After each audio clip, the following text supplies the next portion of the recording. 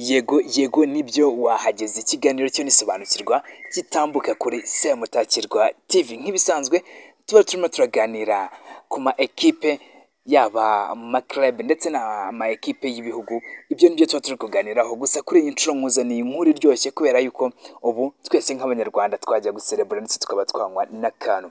Ekipe y'igihugu Amavubi ese igiye kuturisha umwaka ite? Iyi nkuru ni wowe ugiye kuyumva bwa mbere niba warakaze subscribe, ariko niba utarakanda subscribe umenya ko wacikanwe, ariko wayikanda kugira ngo n'izindi nkuru nk'izi ngizi ziba zisohokeye igihe ujye uhita uzibonera igihe. Njye murazi kubana muri kiganiro ndi Kedro, kandi subscribe. So reka duhere kuri ekipe y'igihugu Amavubi igiye kuturisha umwaka ute rero. Ikindi cyo tugiye kuganiraho ni ikipe y'abakina imbere mu gihugu, ndavuga Amavubi.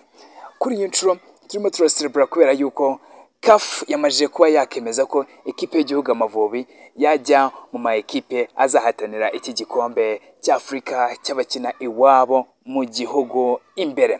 Uti rero byagenze gute?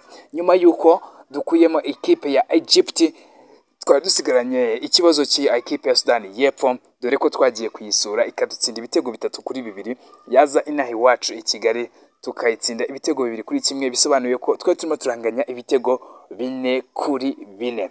Uti rero byaje kugenda gute? Ikipe ya Sudani y'Epfo wibuke ko yinjijwe ibitego byinshi iwayo, ndetse ikipe y'igihugu y'u Rwanda ikinjijwa ibitego bike. Gusa icyo ntabwo aricyo tugiye kurebaho kuri iyi nshuro, kubera ko twari turimo turatega ibintu bibiri.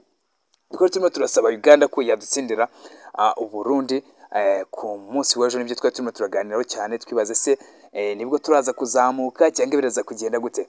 Ariko ibyo ntabwo ari byo akenshi twaje kureberaho, kuko byaje kurangira CAF yemeje ko ekipe y'igihugu Amavubi yaza mu bihugu bizahatanira iki gikombe.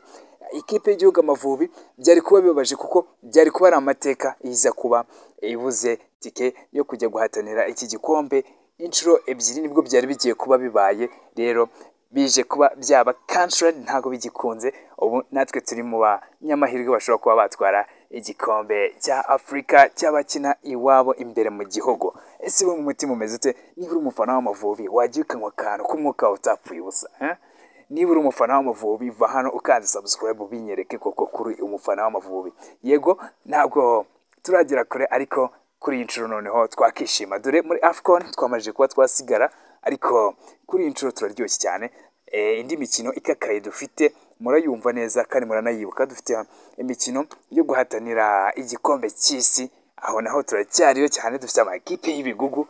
Gusa ahangaha ho ni ikindi ntabwo tujye tuhatinda, kubera yuko ntabwo dukunda kugira amahirwe yo kuba twagera kuri final byibura y'abantu bazajya guhatanira tike yo kujya mu gikombe cy'isi. So gusa ahangaha ho ni iwacu muri cani ho tuba tuyoboye, kuko ntabwo turata inshuro ebyiri zikurikiranya, icyo kirazira. Gusa kuri uyu munsi bwo byari bigiye kuba, gusa tugize amahirwe cani iranatwemereye, tugiye kuba twakitabira muri bamwe bari guhatanira iki gikombe cy'abakinnyi bakina imbere iwabo mu bihugu.